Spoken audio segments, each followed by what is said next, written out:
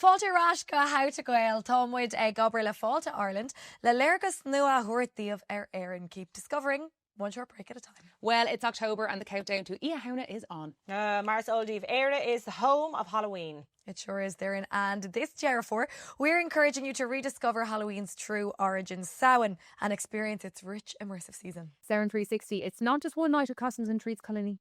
Absolutely not. There are so many things to see and do all over the country. Did somebody say 7 homes of Halloween hubs? Go on, Louise, take everyone code there. I'm going to write these ones down. So there's Galway City, Meath and Louth, Longford and Westmeath. There's Kerry, Fingal and County Dublin, Limnock, Kilcannig. Each hub offers an authentic celebration of Samhain here in Ireland, where it all began. Thank you, Arthur. From Macnas to Halloween Howl to the Puka Festival and beyond, every corner of Éire comes alive with ancient energy and celebration at this time of year. And it's not just music and mischief. There is so much more to enjoy, from food festivals like Savour in Kilkenny and Listowel Food Fair in Kerry to storytelling events and Samhain workshops Fud Fod na Tira. There is so much to see and do. Visit discoverireland.ie for some inspiration and plan your home of Halloween trip and figure out what's going on this Samhain season. Sinead, Cuinnegar of ag 8 tríocht an Éireann.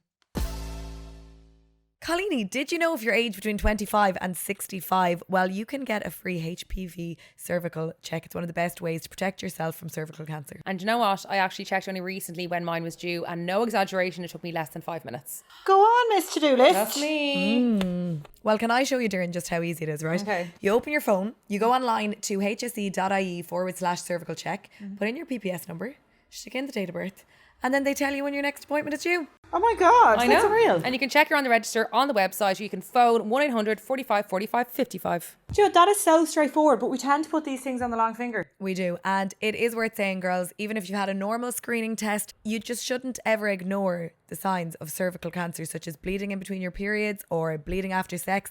Call your GP right now if that's the case. Yeah, 8 le the curp. Listen to your body. You know it better than anyone. Empower yourself. If your test is due today, you can book it today or hse.ie/cervical check.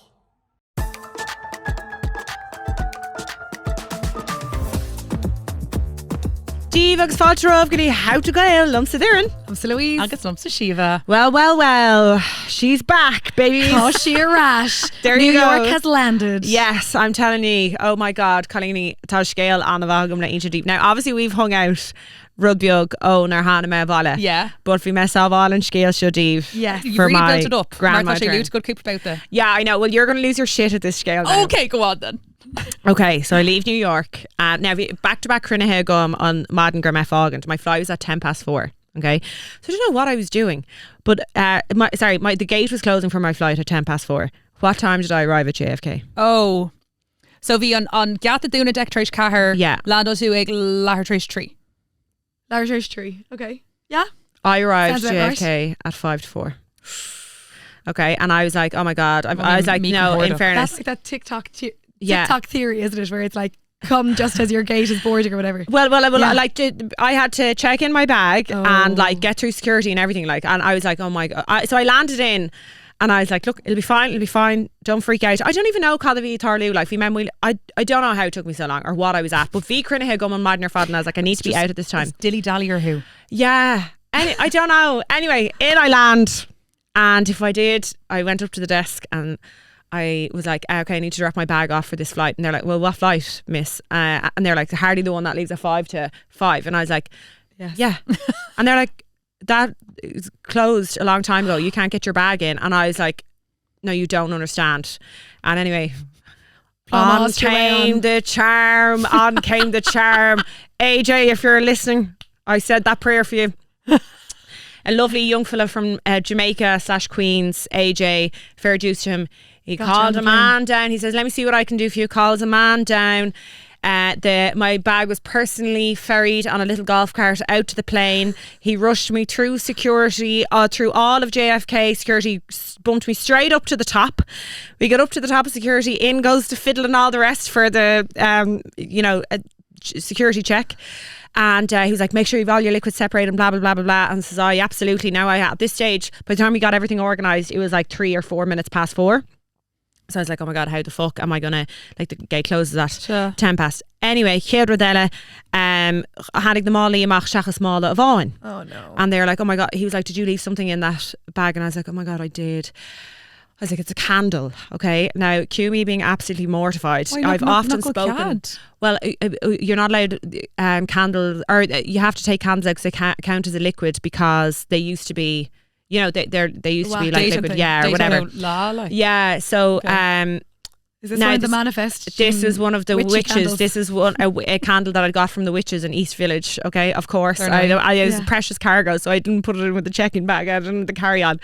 So they were like, "Excuse me, ma'am, what is this?" And I was like, "Oh, that's a candle that my friend made me." And they're like, "What kind?" She was like looking at it because these candles, like, they've all these symbols etched into it, and there's like all these oils. It's very like when you take it out and smell it. And I was like, she's like, "What? It looks like it kind of," and I was like, it's a witch's candle.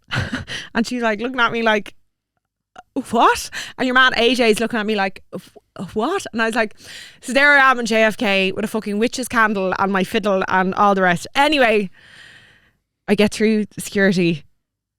He marches me through to the gate and I'm the last person to get on the flight to Dublin. And I got 15 minutes from door to plane door. Now, that's impressive. Do you know there's a whole thing, not that I'm a TikTok user, but I've come across them on Instagram, come on, it's like that theory of people like waiting until the last minute and getting through, saying that they can get through security and on the plane fastest at that point, but you have to be a real like daredevil to chance it. Yeah, well now in fairness I think this baits all, like they have to put in, it was just that I was very lucky to meet this man who did his best for me, and he was like putting in calls and everything. Agus like cúig sé leat he had to take an echelon. Oh, there was no way sorted.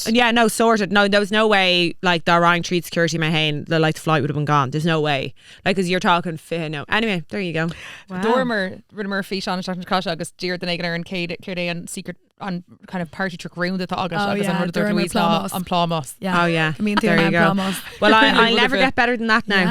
It's Cuig no day, isn't it? Come on. Is it going to make you want to chance that from No, never again. I've such bad experiences in JFK airport. I have been either really horrifically hungover, mostly just really horrifically hungover, and been in Chiad Bouta that I was like, oh my god, I'm here and I'm not hungover. I wouldn't mind, but like counting the hair for it probably is Gnohi. Or down. Or down. Yeah, no, it was insane. I honestly don't know Calaharla, but anyway, all's well that ends well. If you met an action Aaron in jig time. Well, imagine how don't try that at home, guys. Disgusted you'd have been, Mother Rev, Shay Kodashin. Imagine if you got a wanker at the gate that was like, forget it, ma'am, you're staying an extra night. The point is, we got there. We got there. Oh my god, fair play, Dove. Yeah, I know. And then it landed on Mega Blackley, and I was like, there's no way Guignome, I was like, the suitcase is not coming. I was like, this is it. Like, this is the payoff. Karma. This is the karma. And we made like an airport like largish car and been like, oh, this is fucking all I need now. And you're Dulgady Galliv and Lashin. And then I was like literally on the Aer Lingus website to report your lost bag, and then just as it was leaving, thud. Wow. What hit the conveyor belt? Amachla Shamala. Aye. There you go. That's co jammy. I know. Yeah, no, actually, Tommy. Into in a former life. I have blind faith. In fairness, I do have blind faith. I will say that about myself. I just know things will work out. You know. There you go. Wow. Yeah. No. I know. I knew that was going to give you anxiety. No, absolutely. Like, no. The Coralish was a geisha glass and scale shit. Yeah. No, God, no.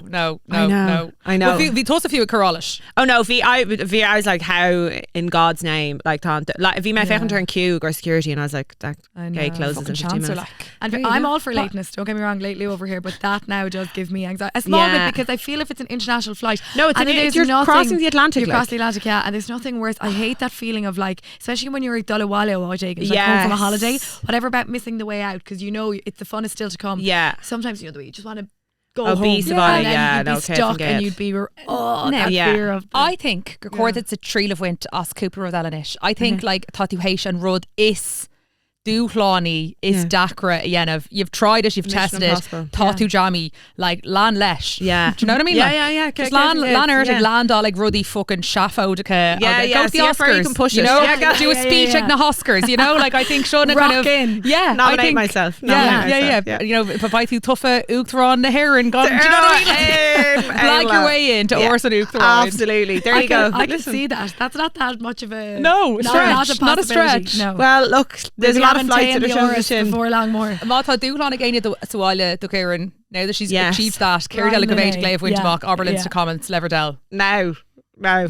So cad a cháil me fads fi me mehe. Any news for me to catch up on? Sorry, fall taking set new. I know. Yes, good campus too. It's tá sé go háling. Nach bhfuil. Really, really go háling. Yeah, I'm delighted. Very cozy vibes. Yeah. Yeah. Massam good net and she kind of unadiak the sockwa or foot crayla, you know? Yes. So ein fogri of an Sarah bugamy dry. Yes, so mas mean of taku lesh and bud crayla subscribe on Patreon at eins to bonus ep go shock the newel agus nyart buntoshti ella agus on Chaknishkata flamer actually brought in a heron agus I don't know on racker fodata or play beidir sa suki fui la her free so she'll blush a biog then Patreon shin. And like fi mis tmont á taken le déine and vi dini heishi to croca own lampposts in the estate and like these are the shittiest polyester versions of the flag and I can see that they've just been taken out of a packet and unfolded. They weren't even steamed. I know. I can see the creases. How dare you? How dare you? No, but like our national flag be a Camasagot air. Do you know what I mean? Like iron it. You were so right. And also they're doing it to intimidate people Yeah. and to make people feel unwelcome and just not in my name, you know? Yeah. Fair play. Look, if you're going to go and be racist with the flag, at least have the fucking decency to get rid of the creases. Steam it. Give it the respect it deserves, okay? So mas wal of éisteach leis on Patreon sin is full dul agus sin tú sa glacha. You can subscribe on Patreon agus taku leis on Bud Crayla and also make sure you're following us ar na man ho síalta. Okay, so Colleen, tá sé ná going I na seachtaine a chur nachna seo chuing. Did you know that giveblood.ie needs 3,000 blood donors each week? Wow. Celebration now. Imagine if the How to Gael community rolled up their sleeves. Like my little joke there. Anna Kalishta Shiva. Do you know what? Bheag sin do chreide, especially when you consider that 1 in 4 people will need a blood transfusion once in their life. So, conquer Fredo Yenna Version, Louise. Well, it's very simple. You can visit giveblood.ie to check your eligibility. You can book a slot, and it really is that straightforward. Cash on a word, them say. And we make up on Tain and Eek. Girl, might even get a briska. No, seriously, the most important thing to remember is that blood donors do save lives. You can check your eligibility at giveblood.ie. A cháde Tommy Dinsa with Ireland's newest convert and sexiest Gaeilgeoir, Roz Purcell. Thank you. There you go, ard fulla, because I'm including myself in that, you know. Well, And you are the sexiest my Gaeilgeoir. Irish isn't that good yet, so I just thought it was singular. No, but you're that for me. sexy that you've chopped there. And You've Oh, topped sorry. me. Okay, yeah. Me, Guys, this is going to be a long podcast. Yeah. You're going to have to explain everything to me. I'm going to nod and be like, yeah. And when I do that face, I go, Yeah. move along. And not before just say sha. Yeah, that's what all the lads in Connemara say. Mush sha. What's Yeah. wish sha? It's kind of like yera. That's kind of the yera of Connacht, you know, and like yera, sure, we'll see tomorrow. yeah, Well, they'd say, oh, mush feckin' with the mod. Sha. Yeah, we'll and then see there will tomorrow. count the Ulla. Loga. Yeah, there we go. Loga I or Bader, yeah. Okay. Mac Loga I. Loga, you said that yeah. like a very Donegal person. Yeah. There you go. Did you know I have 34 acres coming to me in Donegal now in a Clochonley and the Gaeltacht Now, is this someone with a load of road frontage or? great road frontage, terrible drainage. It's 34 acres of pure bog, like, and it's up the side of cliffs. Beautiful view. Are you inheriting this or are you? I'm inheriting it. It's coming to me. Yeah. Now There there'll you be a go. queue at the door Tell now you because what. you've There'll be a queue announced at the that door. Aaron Bud Yeah. Friday There there you in go. Stock and Applications. Cormac. There you go now, and it's in the Gaeltacht as well. So prime view. There's a few Wow. nice sites there. So if anybody's looking for a site up there now, come to me and I'll give you a good price. There's not a chance I'm gonna ever make the trip up there. But anyway, You wouldn't make the live move. No, it's a bit too isolating for me. Sure, I'd miss the two of these. It's no too much. Qatar for us. It's no It's no Qatar. Qatar. Yeah, there you go. God, my dream would be completely to live down the country in the middle of nowhere. I know. Really? And never see anybody. Picture West. you, like Yeah. Peg Sayers, living in a little cottage on an island somewhere. Bahan. With your little fiddle. Oh my God, Roz, why are you flirting with me? Yes, this is why it's my dream. Yeah. But like you're ruining it by saying you John Tarf. No, well, for the minute, Dublin City for me, but definitely not long term. Like, absolutely no way. Yeah. I find. I was saying to the girls recently, I got into the car and I hadn't been out in Dublin in a while, and I was on I was going down the Limerick Road, and something happened to me when I got into Munster, and I was driving through the Golden Vale there, and I just felt a release. I started bawling, crying in the car. I was like, I just needed to be out. It and happens like, to me every Friday, Roz. Yeah. You the same? We cross the Sometimes. border, Yeah. past the toll. I'm a bit like Paddy from the Traders. I'm not a fucking hugger. I'm not a crier. But yeah, I get you. Cool. Yeah. So there needs to come forward to you a new Outworkinish, I think. Yeah, there you go. I'm splitting my time. Okay. Yeah, well, no, I've been over and back a lot, so this is actually my first time back in the podcast in a couple of weeks. Yeah. But I mean, it's great to go and to have a ball, but it's better to come back, you know. Yeah. So the best part of going away is always coming home. Yeah, well, I lived abroad for like 4 or 5 years. Did and you? I always say it made me appreciate Ireland. Mm. I never would have got that appreciation if I hadn't gone away. Cara tú Coney. New York, Oh. Cape Town, Wow. yeah, time in Puerto Rico, Mexico, Okay, not in New York. Tribeca. Oh, sorry, Very vibe. nice. Very Yeah. nice. I Very nice. hated it. Oh, Did you? oh, really? Yeah, Okay. it's for Irish people. Ah, yeah. Yes. Listen, Sounder. the Galty Mountain girl. You know? I was Yeah. going to say there's no mountains to be hiking in New York, is there? Well, No. upstate. Maybe No, upset. in Yeah, it's a Manhattan. funny one though. Like I grew up Yeah. hiking, and like we live on a mountain, Shevenmont, Tipperary. Mm-hmm. So grew up by the mountains. I'd always just like go off and spend so much time alone, like Mm-hmm. just sit in a field or up in the woods. Mm-hmm. And I think actually I craved not ever doing that again.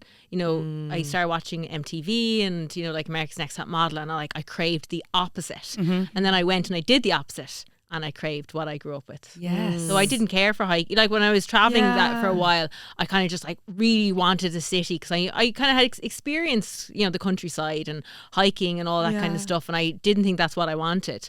But actually going away, I realised that It's made me amazing feel that you like come me. back to your like childhood. Do you know what made you so happy as a child? There's a nice Yeah. phrase that's going to get Castle on Row. We often say Castle it, the wheel turns and you come back Yeah. around to that. Cossav on Cossan and Raw. Or actually, and Raw. my favourite chan knuckle is tresha duchas na aluint. That's which, too long. but which means is your breeding or your rearing is stronger than any education you put on yourself. Like you can't outrun your rearing. You'll always come back to it. that, to your What was the duchas. easier one? Castle on Row. The wheel Castle on turns. Not wrong. On a row. Like the row. The wheel turns, the wheel spins. wheel CASANN. No, I just write everything phonetically. Okay, Yeah, fair, whatever, yeah. fair. Guys, I'm making Irish as easy as possible. Well, for let the myself. whole. So let's Yeah. talk about that, Yeah. Roz. You were talking there about your kind of newfound appreciation for Ireland while you were away, and I know go to a HV Arash ag fáilim na Gaeilge. So in it soon sin, talk to us about that. Yeah, like skull ní raibh me go maith cuile. But like is bralam Gaeilge, like ceapam go bhfuil si anna tábhachtach. But I was so shit at it in Yeah. school. Yeah. Like even I told my mum I was coming on this podcast. She's a moon tour, and she started laughing. She was like, Mammy. and not in a bad way. Yeah. Yeah. Just as in like I did honours Irish, and Yeah. she's like, you defeated the entire educational system by passing, which I Yeah. did. Yeah. I don't know Mahe. how, but I did. And I suppose myself and Zach always say Domíoch Poshi agum Curm Eid Quig on Gael School. We'd love them to speak Yeah. Irish. So why, for me Yeah. personally, I was like, why don't I even try? Because that's hypothetical if I Yeah. have kids or not.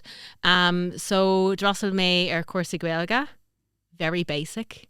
It's like it's bra lum copante winog. Yeah, you know what I mean? But it's better than nothing. Yeah. And Tosulagum Gudjokig yes, they're Maguelga, like in time. But like Oh, I'm good Lord, gonna try to do go. more. Don't you bra now and Cora? I got. I shouldn't really curioch actually. Like that's so moving to hear, because on Pointe Leis and Budchraile Shaw, to make it more accessible to hear the likes of you now, Aaron Ashter Shin Agsagiri, Agwali in a ver Gailge. Let's just shin really curioch agus Shine and Sprukastocha Gareva go English Leis and Budchraile Shin. That's what we really wanted to achieve, was to make everybody feel like actually it's accessible for you no matter what your level of language is, and to like to have that confidence. Your Gailge is fucking deadly. It's not great, but like even like from being able to listen to your podcast, and you might say something in Irish and you'll kind of rephrase it in English. I'll go, okay, that's what that means. It makes it so much more accessible.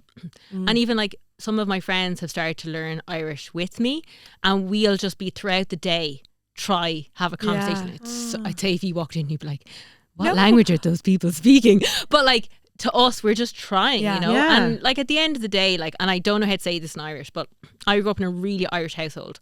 I kind of lived with my grandparents for a little while, and we grew up with so many stories of what it meant to be Irish, like for them growing up. And I live in Shevenmont where there's so much history. There's rebellion sites, there's mass rocks, and like I was such a brat growing up. Like I was a little. Like I was so evil. And I remember my auntie used to come and like live with my grandparents at the weekends. She was so Irish, and to piss her off, I used to walk around being like, I'm English. And she'd be like, no, you only speak English. You're not English. That would kill me. And she'd be like crying, and she'd be like, you're not English. But I knew I wasn't, but I would just like, you know what I mean? Look at her eyes. It was the thing that really Vitu riled Donna. them up. Vitu Yeah. Donna. Yeah.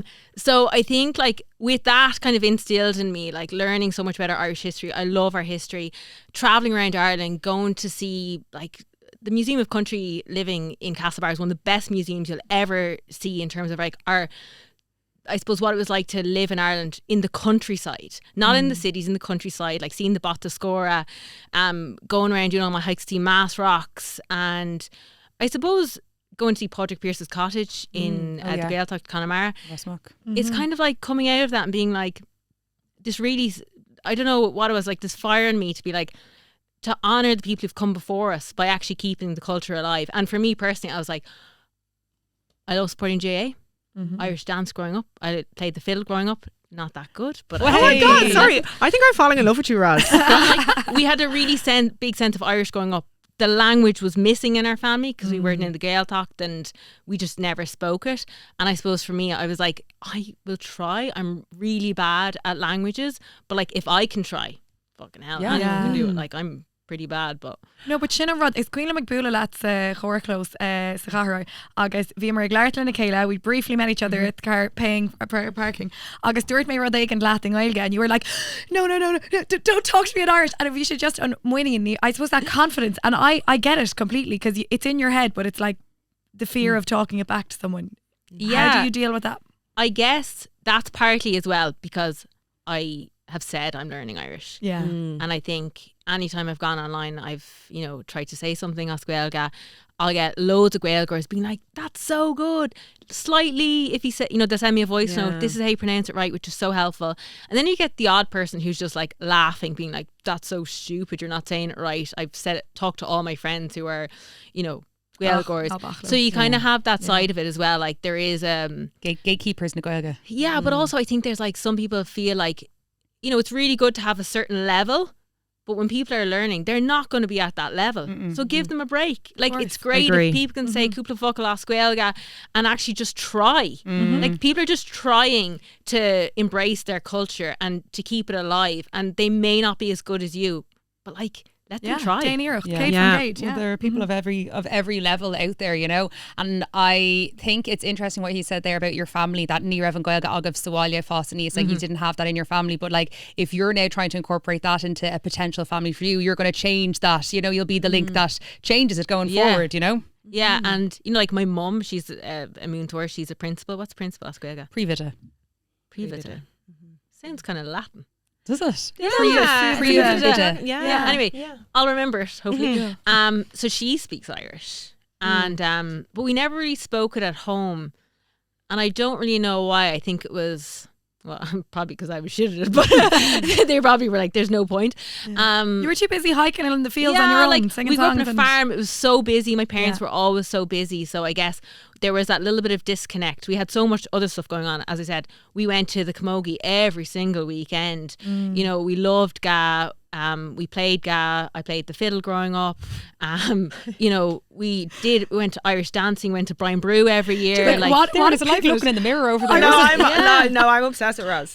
I know I am genuinely, I'm getting shivers from of the things that you're saying, because I think your message is really, really important. Yeah, and like there was just, I never had the Irish language, and you know, like that kind of sense of shame, like Noira. It's kind of that thing, and it's not even ashamed that I'm like, God, I'm so embarrassed. I'm just like, I feel in myself when I go to speak Irish this huge sense of shame, and I don't know where that's come from, and maybe it's probably because I wasn't good at it in school and I feel like I should have been, but also there's that worry that if I'm not doing it right, is there any point doing it, when actually there is. Of course. Well, Joe, like everything that you're saying there, the Nora thing, like is, I don't think we can underemphasize or overemphasize ever the result of colonisation. Like the English were here for 800 years and they understood that the big things about identity is language and culture, and so that's what they really targeted, and religion, of course. So like all of those things that you're feeling was a very sophisticated like global power that was colonising all of these countries,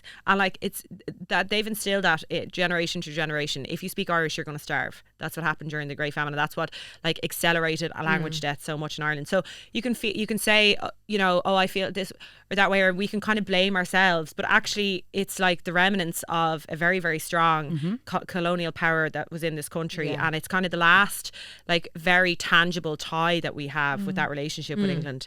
So So I wouldn't put any blame on yourself, because we've spoken about this before. Me growing up as Gaeilge at home, I felt real shame because I was very othered and I was very, very different. So I was mortified for most of my young life about, you know, having Irish at home. And then all my friends who were brought up as Gaeilge feel exactly the same way. And then you meet the likes of you who feel shame because I don't have that. So you're kind of damned if you do, damned if you don't. Totally. And that is the colonizer. Yeah, because I remember there was like a family near us and they all spoke Irish at home, and I remember like going over to their house and it was like 3 lads. It was like Ushi, Nisha and Rian, and they were so sound and like I remember being like, that's mad they speak Irish. But actually when I'd go over to their house I'd be like, what the fuck is this? Yeah. Like, you know what I mean? And I used to be like, I wish, like, I thought it was such a cool like family bond. Oh yeah. No, it was definitely looked on as weird because you were different. Anything that made you different when you were a child So made you othered. Gaeilge growing up.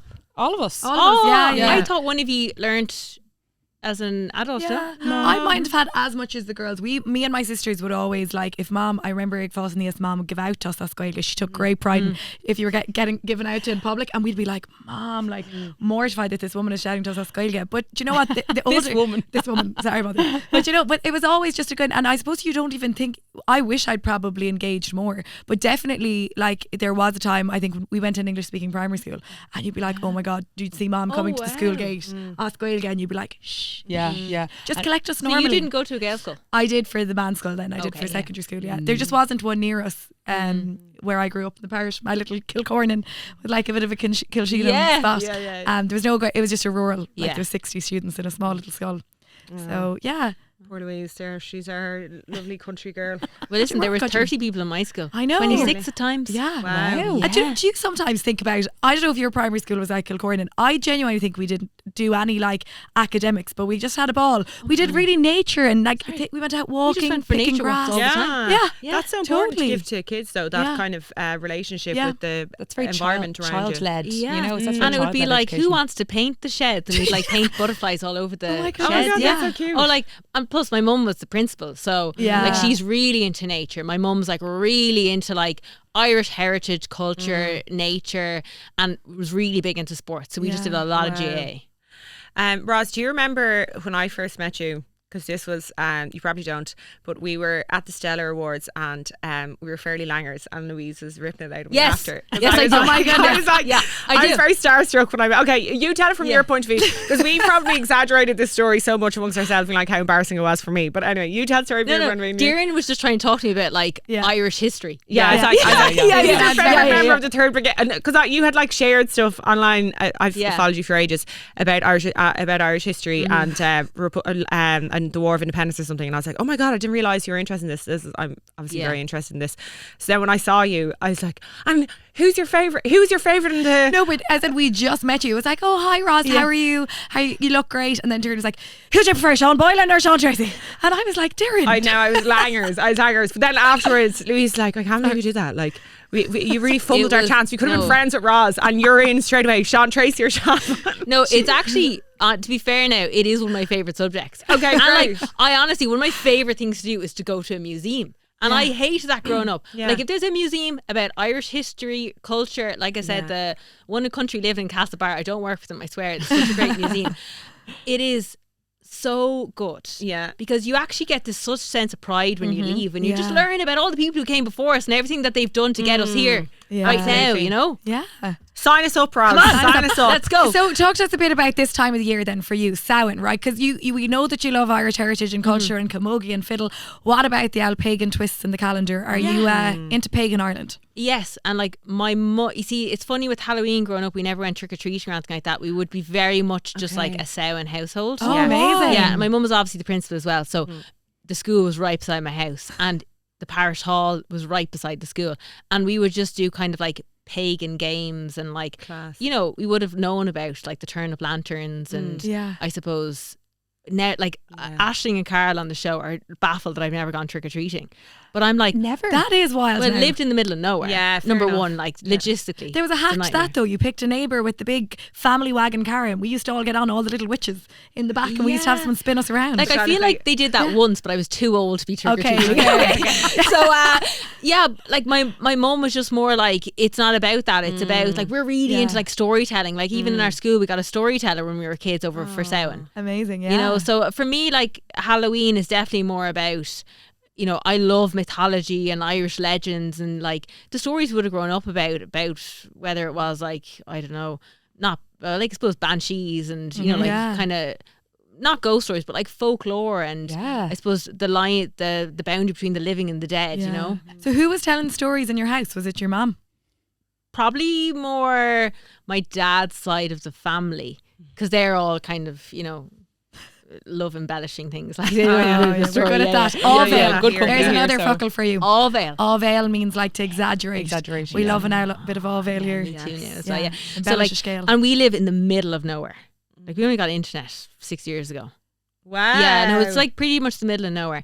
And like we lived in a really, really old farmhouse, like from the 1800s, maybe like 1700s.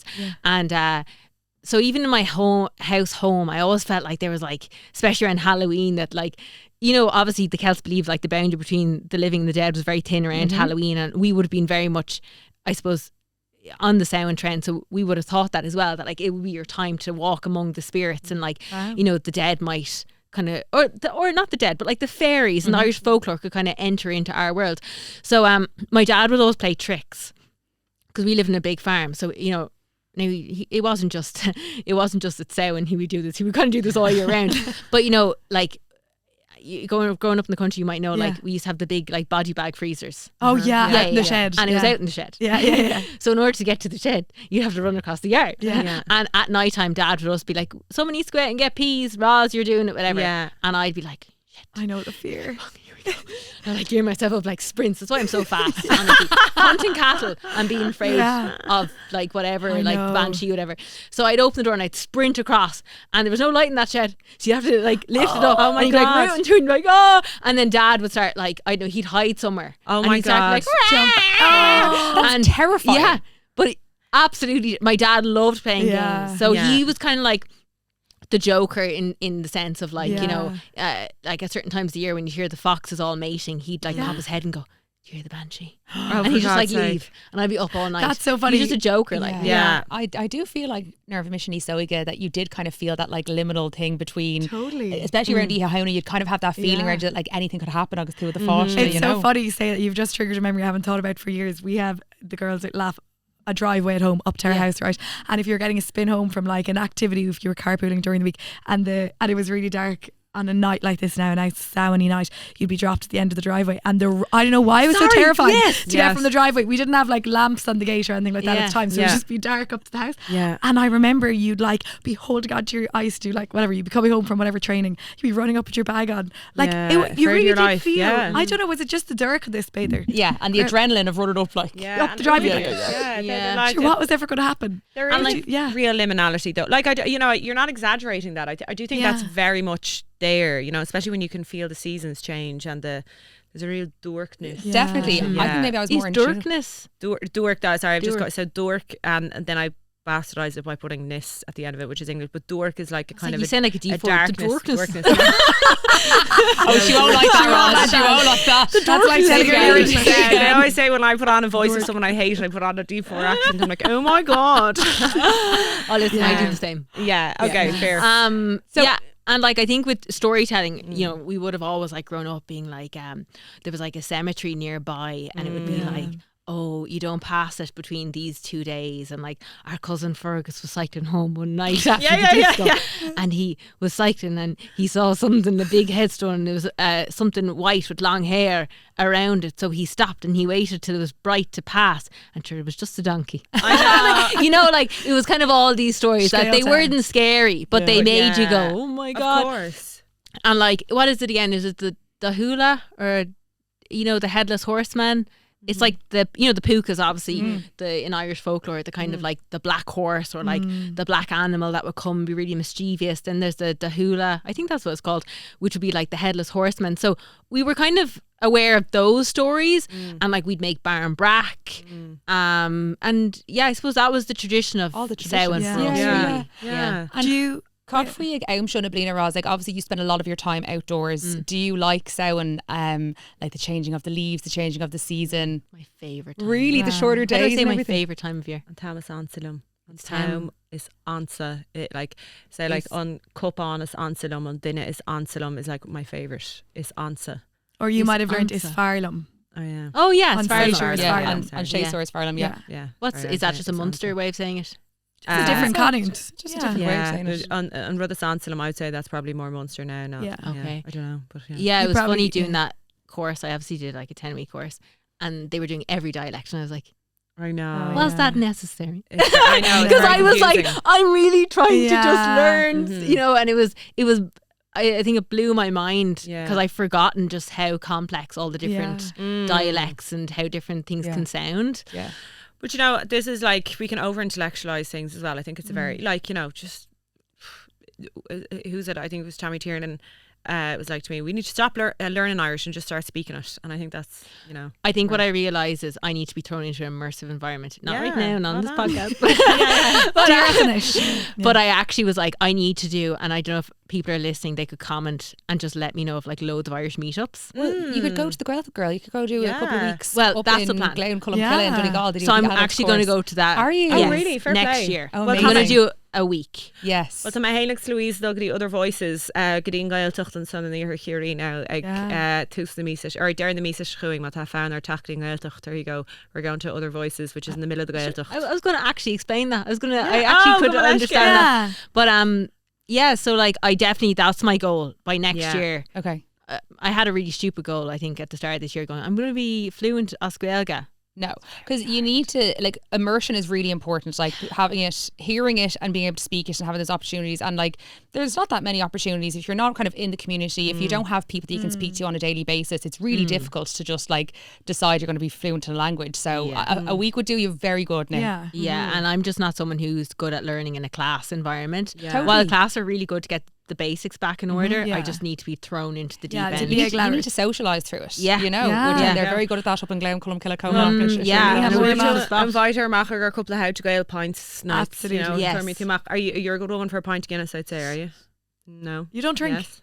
Sure you don't, do I you? prefer Beamish. Oh. Oh my god. On a kneecap of you now. On a kneecap. On kneecap. Oh my Yeah. god. Fair Really? play. No, in fairness, I do like a pint of Beamish as well. Yeah, I think it's I don't know what it is. It Yeah. just tastes better. It's I actually not- did a tasting test. We got them all, and I was like, I want to once and for all decide which is my favourite. Yeah. It was Beamish. Really? Yeah. I do. No, a pint of Beamish is. Where were we that we were drinking Beamish recently? Hot egg and Tiala Probably in Munster somewhere. Probably, Yeah, actually, was it in Thurles? Was it a Gurkig? Oh. Yeah, weren't we drinking? Either way, yeah. yeah. I lost track. we Yeah. lost track, yeah. We But lost track. I did want to ask you a Um, question or a question even about the Kjol, because I know that you love to follow Cormac Begley around, don't you? I've seen a lot of his sunrise I had sessions. to ask you about that And as I'm well. like, you're great. So, and I always think that's a great place to socialise through Gaeilge Chumá. Like so many of our amazing traditional musicians are Gaeilgeoirs, and there's nothing like an old chora after a few pints of Beamish and a tune on the concertina. Yeah, like Cormac Begley is one of my favourite Yeah. artists. Like not just being like, oh, Irish artist, one of my favourite artists Of all time, Like yeah. my Spotify is like Cormac Begley all the time. I just love his Your music, Spotify rap. Yeah. and I don't know what it is, but like, doesn't it like light a fire in your Yeah. belly? Yeah. And if you've ever been to one of his gigs, the way he speaks about, he obviously explains all the instruments he's playing, but he also talks about like his family, his background, growing up over like in Dingle on the north side of the peninsula, and his Irish, Yeah. and Unbelievable, it is like, I also feel like a huge connection to Kerry, and I don't know what that is. It's probably like you getting to Munster and starting crying, but like not that far. But getting into Kerry, I do always feel like a sense that I am home. Yeah. And like Yeah. that's a terrible thing to say as a tip woman. I do feel Not you at know, all. no, We but talked it's- about this. there's something Yeah. about Kerry, and Yeah. I think it's like Cormac Begley really encapsulates that feeling. Yeah. I call it dríocht, to be honest. I think it's magic, and it happens to me when you go out onto the Slayhead Drive to any of those beaches. There's like a power because the Atlantic is so wild coming in. The coastline is so... it calls you. It calls you back. Like, it really does. But I'd be great friends with the Begley family, all of them, and I spent a lot of time with them in my youth. But they're a they're a big Gaeltacht family first and foremost. But there's a real wildness to them that they don't really subscribe to, institution. And they really are like their own. And I think, what Cormac has in a lot of ways broken a lot of like rules around traditional music and kind of opened it up. So I think when you listen to his music, you really tap into that energy. Like, it's very raw, isn't it? But like every time I'm down there, like the odd time he'll be like, "Oh, do you want to come out in one of the cruiks?"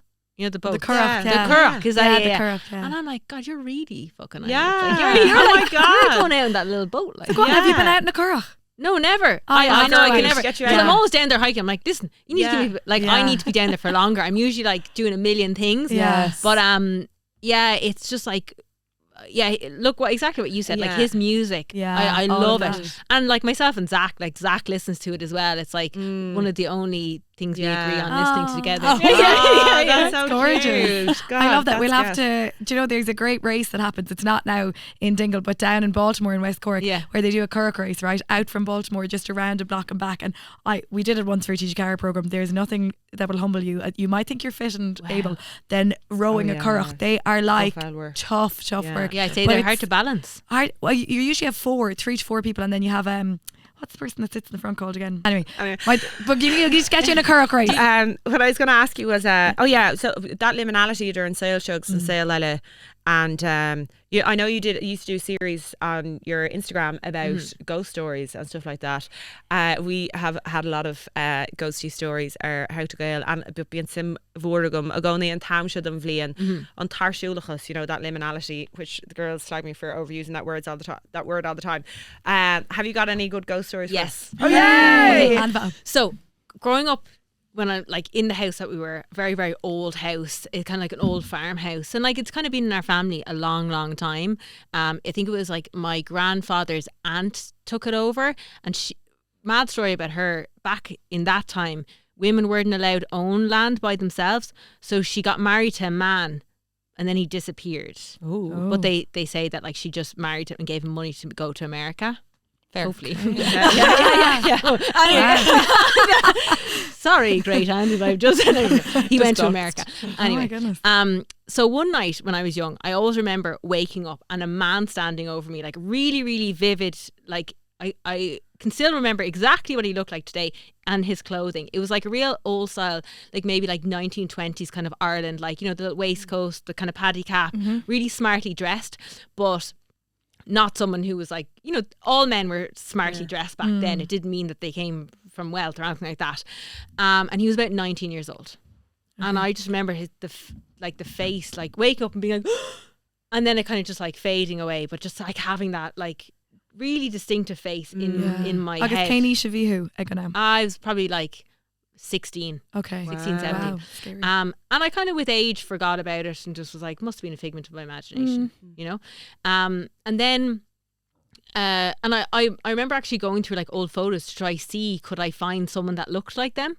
I couldn't. So anyway, a couple of years had passed. I went over to sorry, I feel like such a knob saying this, Miss Universe, but it's really hard not to actually sound like a dickhead when you say that. And I was we were all in a hotel, and it was the competition was happening in Las Vegas. And you're all like, where the fuck is this going? And we all kind of had rooms, and the whole hallway had security guards, because during Miss Universe you're not allowed to go anywhere. You're not allowed to like go to the gym. You have to kind of just go out for your scheduled events, go back to your room. You can't do anything. So I was going to sleep, and I was like asleep, and I was facing the wall. My back was towards the door, and I don't really remember. I obviously fell asleep, and next thing in my dream, this like bright light came, and I just saw someone running towards me, like a silhouette of someone running towards me. And then they got really, really close, and it just went like, it was like, poof, like as in they like, is like kind of like a wind, and they pushed me. And I remember kind of waking up and moving and like rolling, like kind of turning over, and someone had broken into my room. an actual person, like not a ghost, an actual person. And I was like, I kind of like literally went from lying flat to on my feet. And like I was like, I couldn't even do that if I tried, but adrenaline, I just like jumped straight up. I was like, and I just remembered the man's voice was so creepy. It was like, sorry. It was like it's like that sounded like Michael Jackson. Oh my God. It was like Michael Jackson. And I remember I just could, because obviously I could just see the light from the hallway, and he was kind of silhouetted. He was like, oh, I'm sorry, and he kind of like ran out. Oh my God. And I was like, and like went over and like barricaded the door, and I just got back into bed and I was like, that was your man who I saw growing up. No, What? stop. No. That was the exact same man, the exact same clothing, everything that I had seen growing up in my room, that came and like pushed me and woke me up. Pointed you. Yeah. Oh my God, I have so many goosebumps. Shin de chrete. Shin sciel de chrete. But, Oh my so God. the first time you saw him, was it threatening? No, No, it was you just weren't like scared. No. I just kind of was like, oh Jesus, and like I remember like going back to sleep, but being like, God, like I thought it was someone, but they disappeared, and then just like growing up being like, that was just my imagination, you know. Yeah, I do. Wow. I do sleepwalk and sleep talk a lot. Yeah. And recently, Zach did wake up, and I was like in the corner crying, drawing a photo. Really? What? Drawing a photo? Jesus. What are you drawing? This is so bad. No, go on. Not a Winston man. Churchill. How can you draw Winston Churchill from memory? That's impressive. Like it was the characters who play him in movies, right? What? Winston Churchill. And I was really specific. I was like, oh, he was standing above me. And I was drawing a photo, and Zach was like, oh my God. Oh my God. And I was Roz. like, he was in wellies and he had a fishing rod. And Zach was like, what the hell? And like full on, like, Sorry, are you got good up. at drawing? Like, does it look That's what I'm saying, like, draw Winston It was just Churchill. like, stick you know man. what? My first reaction when I got up and I thought I saw someone standing above me, and I was like, don't know why, I was like, it was Winston Churchill. Now, I was watching The Crown at the time. Okay. But yeah, I sleepwalk and sleep talk a lot, and I always have. That's So scary. I That think was scary. like when I kind of like had seen that person in my room, I was just like, oh, you know, it's maybe my imagination. But the fact then that it was the exact same person that woke me up when I was in Las Vegas. That's crazy. And I flipped over, like, Do you just reckon- as someone was walking into the room. Wow. I'm always like, ooh. Do you reckon it's like an old relative or something keeping an eye out for you? and I have looked through old photos to try find. Yeah. And you know what's annoying? With time, it's getting less Yes, clear of course. exactly what they Yeah, looked like. I obviously remember their clothing because I've described it so much, but their face is becoming less clear. So I need to put myself in danger so they come back. No, but do you feel you obviously welcome the feeling, because I feel not everyone, some people would feel so afraid by I that would. they'd shut it out. Yeah, I wouldn't like that. Whereas it's obviously something that you are open to. Yeah. I'm like, if Not someone was like, finding my out more house is about it. haunted, I'm like, can I stay over? Oh my God. Yeah, I'd be stop. really Okay. into that now. Yeah, Yeah. Okay, because that's I think it's one of those things like, well, I always grew up with the phrase, don't fear the dead, fear the living. Yeah. And I think it's all that kind of, going back to like Samhain and the festival of the Celts. It's like the boundary between the living and the world, I do believe can be thin at times. And they're our ancestors. It's like you're walking with them. You're telling their stories. You're passing down their traditions. They're not people to be scared of. They're the people who are like, you're Gone now before us. Yeah, They're they're just minding gone you. Of before us. course. Like I think it's totally fine. I'm cool with it. Yeah, no, they're minding you. That's That really nice. I had a similar thing happened to me once before. Make a very, very long story short, where I woke up in the middle of the night. I was getting these really, really weird like letters in the post to like Durning on, lives in County Clare, plays the fiddle, and it would turn up at like my ex-boyfriend's parents' house and all this stuff, and it was all these mad like sexual things written in letters. So I was so paranoid. One night I was lying in bed, and I could feel like a breath on my cheek. So I couldn't go to bed any night without like making sure the doors were locked, windows were locked. I'd go around the house 3 or 4 times and check before I could like relax and go to sleep. I woke up in the middle of the night one night, and like I could feel a breath on my cheek, and I was like, they're in. Someone was like, and I jolted out of the bed, and I was like, the front door is open. I ran down the stairs and the front door was open. Now there's no way I'd gone to bed without that front door being locked. What? But I was making a documentary about my grandfather at the time. I'd never met him, but I know as soon as I heard it, I was like, well, that's him telling me to go downstairs and lock that door straight away. Yeah, isn't that mad? And no one was in the house. Did you do a full check? No, I was nobody was in the house. I was in the bed with my boyfriend at the time, and I was like, I just jolted out of bed, and he didn't even realise. By the time he'd like figured out that I was gone out of the room, like I was downstairs and locking the door. Yeah. Jeez, but the fell to shame. I know. I'm telling you. There you go. Amazing, he didn't even clock what was going on. Yeah. He's still up there. He was like, but it is that weird, like, instinctive thing that you're like, I know, I'm in. And like, you know, it's not that thing about like ghosts, but maybe it's our own intuition. And we put a face on our intuition or whatever it is. Or we create meaning to those intuition. Like I'm like, I would like to think maybe it's my ancestors, you know, someone in my family line who's protecting me, whatever. But maybe it's just our own intuition, and because of our history and our tradition, we do like to place more meaning and faces to it. Yeah. And so, Roz, for people who want to get immersed into Samhain this year, what would you recommend them to do? Okay, so obviously Puka Festival, have you heard about that? Yes, in heard Meath. about it. Yeah. So that happens in Trim and Athboy, and they do so many different events that are going on, like the Puka procession. There's a lighting of the Samhain fire, that kind of connects all the kind of different areas, like Ishnach, like Clochta, like the Hill of Tara, and like connecting them all to like one Puka flame. And that's a really kind of, I suppose, like symbolic call to the ancestors, like we're lighting the fire again, and we're following on your traditions. So if you're someone who kind of loves history, culture and the real meaning of Samhain, that would be definitely something to go for.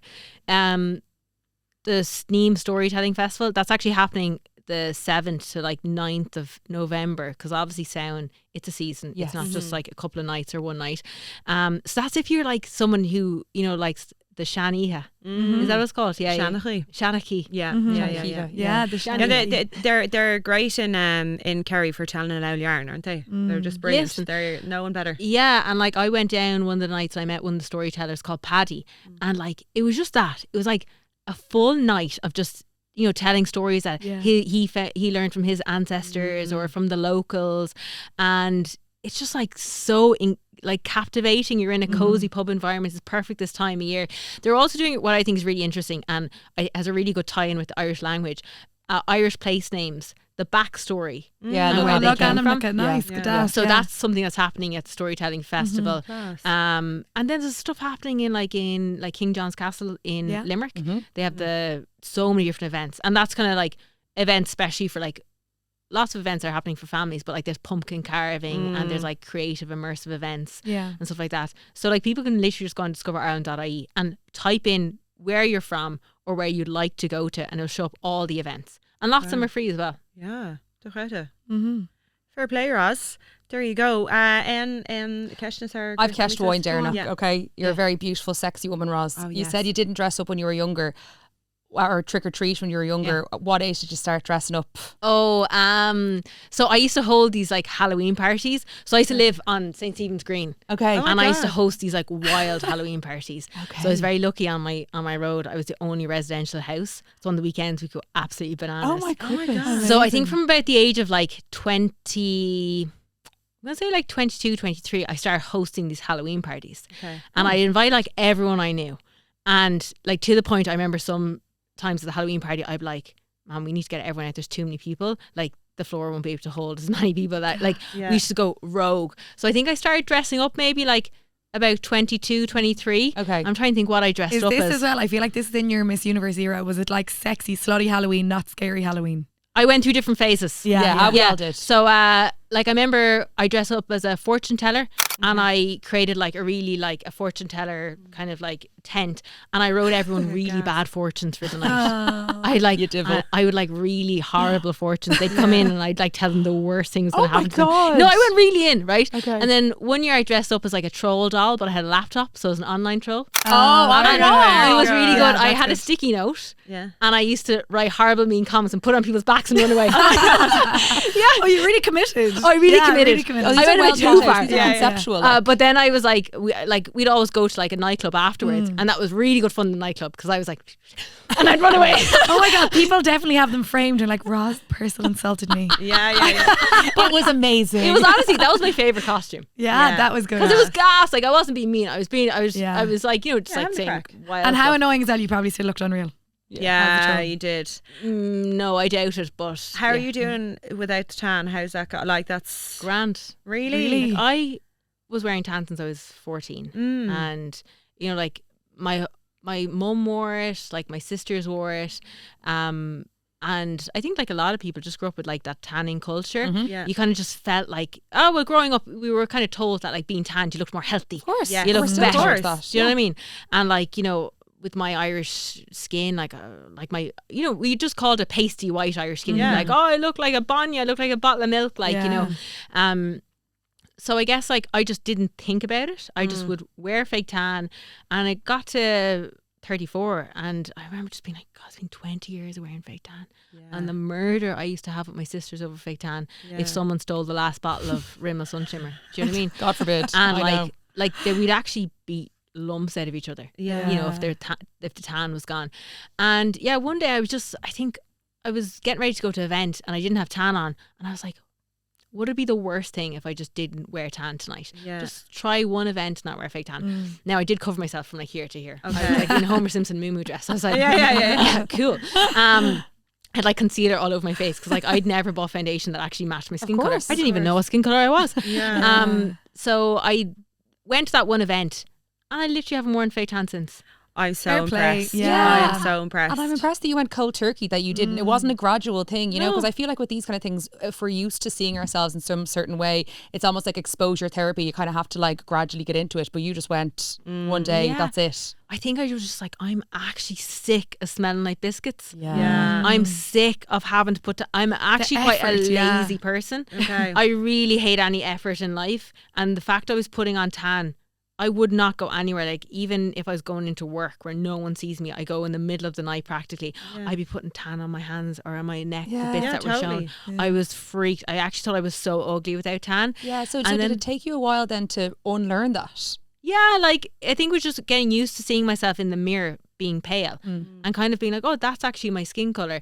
And it really helped that my partner was like, you look so beautiful without fake tan. You know, I think it helps having someone who like encourages you if whatever that is in life that you're trying to do. And he was really encouraging. He also was like, the fucking bed sheets. You know, like he was also sick of waking up and having like a line of orange on him. So I think he probably encouraged me to keep going with being pale and not wearing fake tan. And now I'm like, I would never wear it again. Oh, great. Amazing. Now It's calling me. And like even when I'm gonna get married next year, won't wear tan.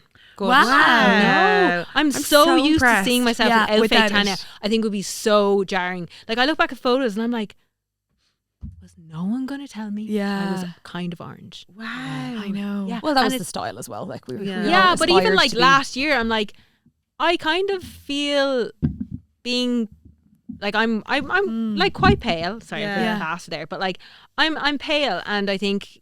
Yeah. It actually Do you know what it stands is out. for me that kills me is like it's not so much the arms I can get away with, it's like the owl blue vein that I can see running up the side of my leg, and I'm like, I look like a Victorian Now, child. in fairness, my legs are very pale. Yeah. Like they're very pale legs. But I would be the same kind of skin colour as you now. No, actually, Louise went to say something nice. You know, They're gorgeous legs, Roz.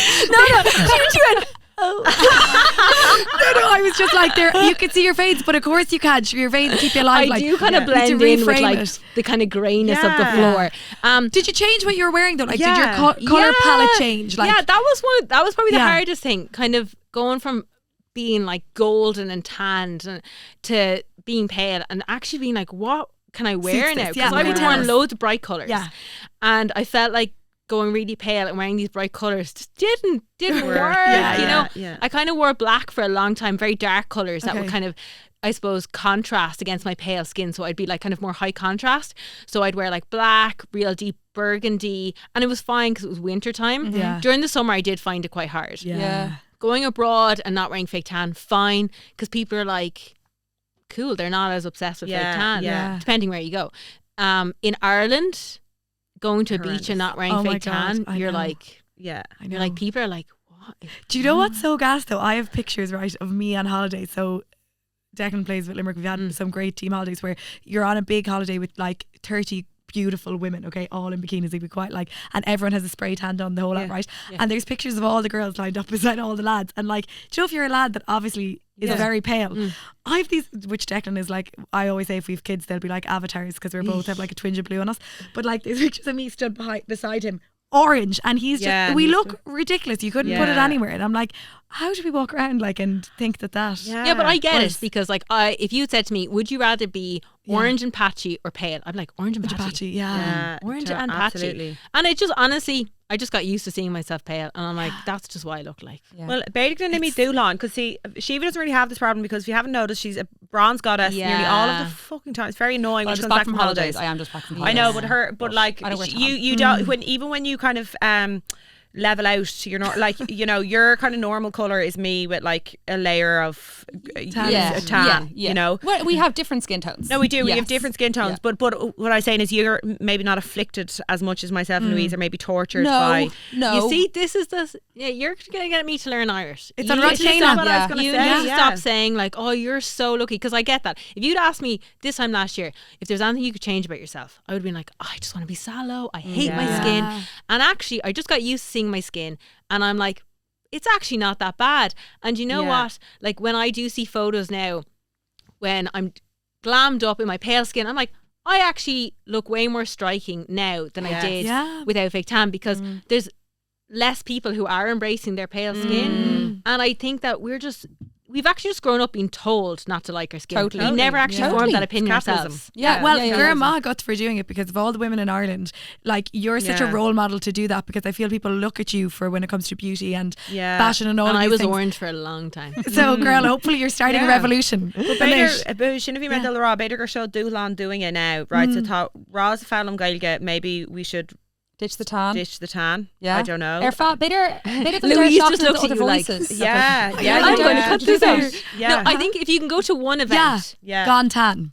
Count more now. Could we do Galway? Galway Comedy Would I Fest, tan? gone Galway in Comedy tan. Festival, gone in I'll tan. be Yeah. like you, Roz. do I'll that. wear a polo neck, lousy Yeah. polo neck with a pair of flares. yes. Yeah. Well, we're just into it's tight hard. season. How do you go legs out? If you're wearing a short skirt, how do you go legs out? Yeah, I in am a Northern jeans person and a long skirt person. Really? Anyway. Okay. Now, Oh Jesus, these are the miniest of mini Yeah. skirts you'll ever Yeah, use that on is show the- now. And I have stumpy legs. Louise would You probably do get away with not it. have No, stumpy I do. legs. Louise has very long, thin legs, but a lick of tan does my legs a lot of no. of favors. I get where you come from. I have very I broke my leg before on this side, right, just down here, and I went to the hospital and I rolled up and he went, Jesus, it's swollen. Yeah. And I rolled up the other one and he was like, you've really big calves. Oh, really? And I was like, What a flex. I do. Years of camogie, girl. Oh my yeah, gosh. but Yeah. it's one of those things where I'm like, I get you, Yeah. because I would have also been like, if I had only had to tan one place with my legs, because I would have said like, oh, my legs are kind of, like they're strong. Yeah, Like, those are strong legs. But I think it's just like, what's wrong with Get that? over it, Exactly. yeah. What's wrong with that? Embrace it. Yeah. Well, look, one step at a time. One Sinead, step at a time. Sinead, Let's see how we go. We'll report back. So, beg. It took a meter and ash. Maybe What we'll have about Roz the 2.0. more Irish I learn, Yes. the paler you have to get? Yes. It's motivation. Yeah, It's motivation. Okay, so It's take your time. bottoming. Talk I'm about gonna it. hurry up.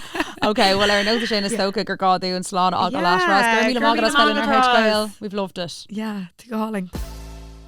Sorry, I think I fell in love with Roz Purcell during that chat. that the Kyle to win. Yeah. But I'm just so surprised because I just always had that image of her in my mind as like this cool girl, who's this supermodel, and she's very mainstream popular Sure. culture. Yeah. So then like with Simicus and Ruddy Shore Fod, I just didn't realise that. Ain't no, but like just mar the Misha H ag Lanning Trolls and a man who she had their friend of Blinta. So ain't him ni war my reeve na vibe in a shin uhi, and it's just unto kind of like atna needs far curry. Tasha Shin, it's very validating for all the nerds in the room. Absolutely. You know? She, I don't know, on Norma go and like Keiko gorgeous was she? Maybe I not. know. Or Tasha- Ella, Roz gorgeous. So stunning when she walks into the room. Yeah. That was the first resounding idea in our Ogshi and Shomer. We were like, stunning. Yeah, but she's so much more as well. She also brought us cookies. I know. Agus brownies. Brownies is The Dasha Roz vegan Purcell rave. fan club on Shoch Halini. Well, glúiste seachtain agan. Tá. Bhí nach kainte das agat sa dúrin. Oh yeah, it's Tresha Duchas not Olu and Shinen size na kind and motto biog of egum so of like nervy mesaclost and stuff, which basically means I think you're nervy mer sachatla raz, but like your rearing and your breeding is stronger than any education that you'll put on yourself. So I suppose a Geary you can't outrun your rearing basically. Oh yes, small me. Or out educate your rearing. Cúpla focalela sífriúil don tréimh sin a bhfuilmuid sífriúil sin kind of ghostly agus uignach má tábhar they can kinda spooky new haunted cílín sé lonely comma but data gleis a bheith níos spooky alta ná sin mas mín le comma Bhí an scéil sin anna spooky nach raibh.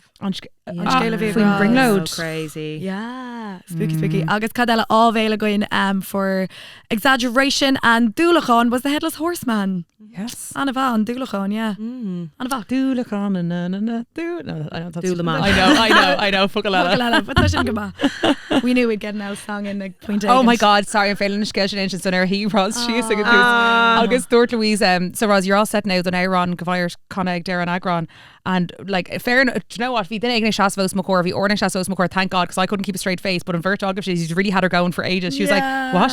Do you know she was What song? co-mashing though? I'd say that nearly if we put her in spot this she'd have chanted something. I know. I think so. Crazy. On Van Booked though, Definitely. you've had her sweating and shit. Come here, I'd say if she grew up anyway with the fiddle and the camogie and all that I'd say she's definitely a woman with a song at the end of that. So she absolutely, if she needed to, Roz will have to get you back for a tune on Kate Orella.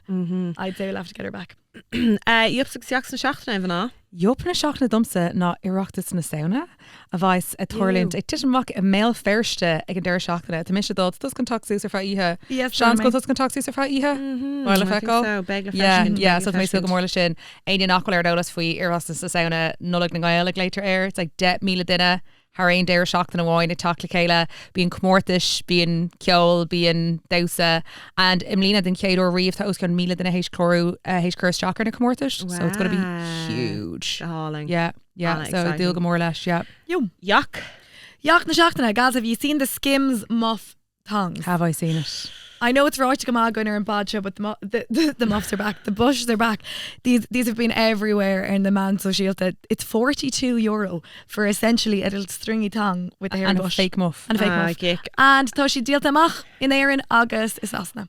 So, What? Díalta amach, you can't come sake, by one. guys. But see, talking to show lesson made of Roz around Shane, we were conditioned our whole life to think that we should be tanned and we'd look better for a tan. We were conditioned our whole life to think we'd look better hairless as well. And now Kim Kardashian, agus na Kardashians, who like added so much to that like tanned hairlessness that we all felt that we had to strive to be, and now they're capitalizing off of making us feel so shit the rest of our lives and being like, and we're going to sell it back to you. Oh my god, you feel like shit and now we're going to make money off of that. I know Mrs. didn't Kim Kardashian or she mapped into him saying that she totally lasered herself of all body hair. So do you know what Monoira or dinna bit Aaron a canig and muff tongue. I now agree. Monarda Earth. No. But I do enjoy this little passage I've just taken from an article about them, right? Apparently the underwear, so it retails at €42. It comes in 12 different colours and they're describing it as a synthetic, stretchy pubic accessory. So I mean, listen, if you're into the pubic accessories, but we all have people. You wouldn't see a fella spending €42 on a pair of jackets. Well, I suppose the Calvin Klein's being Dina the Calvin Klein's, but like I don't need a synthetic pubic accessory. You have natural, organic pubic accessories that you can grow for free. Exactly. Do you know what I mean? Grow it out, guys. Grow it out. Grow it out. Yeah. This sound, grow it out. Okay, this spooky season. Okay, sin wenge na? Yeah, Nigel Darmage go ar fi an omlan mar armid gach seachtain Tá ar Patreon and feck my Dania bhais ag rocktas a sauna ann. Woo! Hop scrachly. Okay, good Jack and Jogan. Slán.